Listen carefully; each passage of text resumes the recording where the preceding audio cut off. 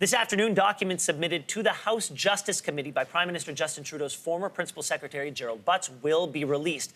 They're in response to evidence filed by former Justice Minister Jody Wilson-Raybould on the SNC-Lavalin controversy. So for more on this and more, we're joined by the Globe and Mail's Laura Stone. It is a very slow-moving car wreck, and this is the latest installment. What can we expect from this the submission by Gerald Butts? Well, Gerald Butts is punching back, essentially.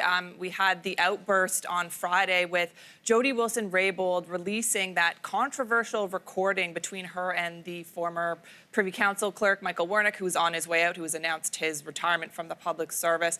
This has caused a lot of anger and consternation in Liberal circles. We heard some Liberal MPs come out yesterday and say they think she should be removed from caucus over this. Now we have Gerald Butts, who has also left the government. He's going to be tabling some notes and his own text messages regarding his conversations with Jody Wilson-Raybould's former chief of staff over this controversy. So essentially, Ben, it just keeps going. Yeah.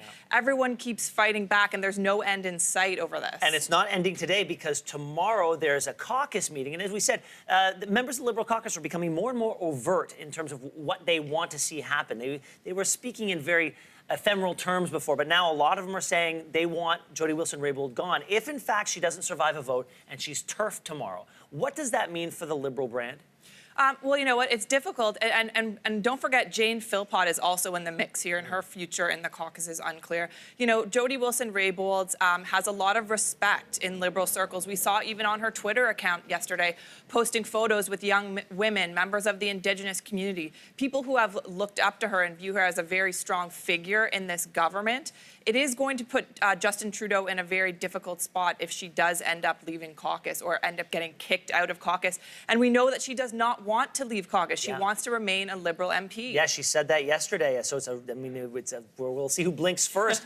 Meanwhile, we always say when there's a government has a majority, they pretty much control most of the levers of power. But it looks like Pierre Poilievre, the Conservative MP, is pulling a maneuver right now to slow things down on the budget in order to get what he wants on the SNC-Lavalin affair. Explain this. Yeah, he's a talker, Ben. Yeah. You know, he's monopolizing all of the debate in the House of Commons right now on the budget. You know, whether he ends up actually slowing it down, I'm not sure that he'll end up doing that. But basically, he's getting all the attention. He's standing up in the House of Commons for hours on end, saying that the government has to end this cover-up. He's taking away attention from what the government wants to talk about, which is the budget. Yeah, well, it really seems like the government has lost control of the narrative, and has for nearly 6 weeks now. I don't know how they can get it back.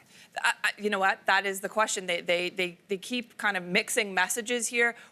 They don't seem to have control of the narrative. And I think the perfect example of that was yesterday. Jody Wilson-Raybould sitting on the front government